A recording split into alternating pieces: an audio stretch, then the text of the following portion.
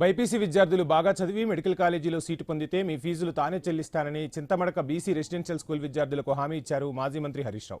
Basara ఐఐటీలో seat పొందిన వారికి సొంతంగా ఐప్యాడ్ కొనిస్తానని తెలిపారు.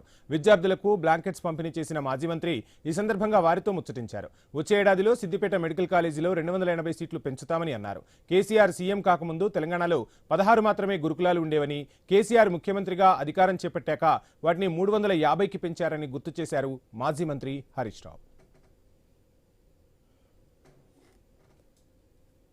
మొత్తం తెలంగాణలో ఉన్న బీసీ గురుకులాలు ఎన్ని అంటే 16 మాత్రమే ఉండేవి. కానీ కేసీఆర్ గారు ముఖ్యమంత్రి అయిన తర్వాత 16 గురుకులాలను 350 బీసీ గురుకులాలకు పెంచింది కేసీఆర్ గారు. మొత్తం రాష్ట్రంలో 16 గురుకుల పాఠశాలలే ఉండేవి. అది కూడా up to 10th class.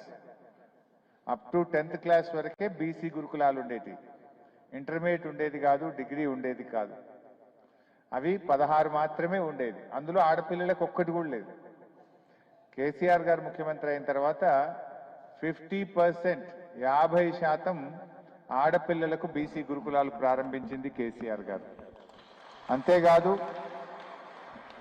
Intermediate వరకు, డిగ్రీ వరకు కూడా ఈరోజు గురుకుల పాఠశాలలకు బీసీ పిల్లలకు పెట్టింది మన కేసీఆర్ గారు ప్రభుత్వం.